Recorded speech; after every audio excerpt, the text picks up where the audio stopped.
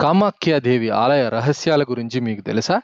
అమ్మవారి మహిమకు నిలువెత్తు నిదర్శనం ఈ ఆలయం. అత్యంత శక్తిమంతమైన శక్తిపీఠం.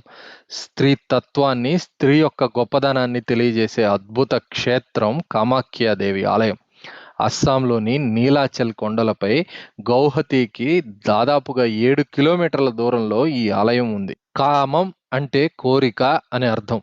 భక్తుల కోరిన కోర్కెలను తీర్చే దేవత కాబట్టే ఈ అమ్మవారిని కామాఖ్య అని పిలుస్తారు. శ్రీ మహావిష్ణువు సతీదేవి దేహాన్ని ఖండించినప్పుడు ఆమె యోని భాగం ఇక్కడ పడింది.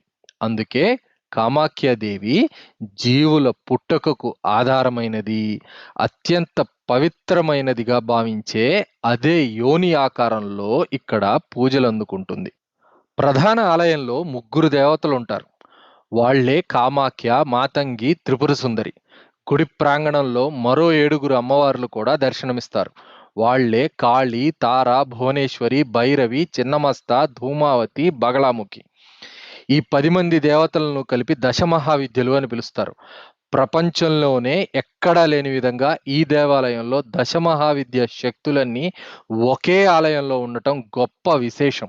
అందుకే అష్టాదశ శక్తిపీఠాలు అన్నింటిలో కల్లా ఈ శక్తిపీఠం చాలా మహిమాన్వితమైనది.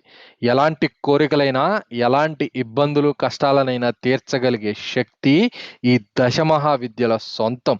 అలాంటి దశమహావిద్యల శక్తులన్నీ ఒకే చోట ఉన్నాయి అంటే మనం ఆలోచించవచ్చు ఈ కామాఖ్యాదేవి శక్తిపీఠం యొక్క గొప్పదనం గురించి.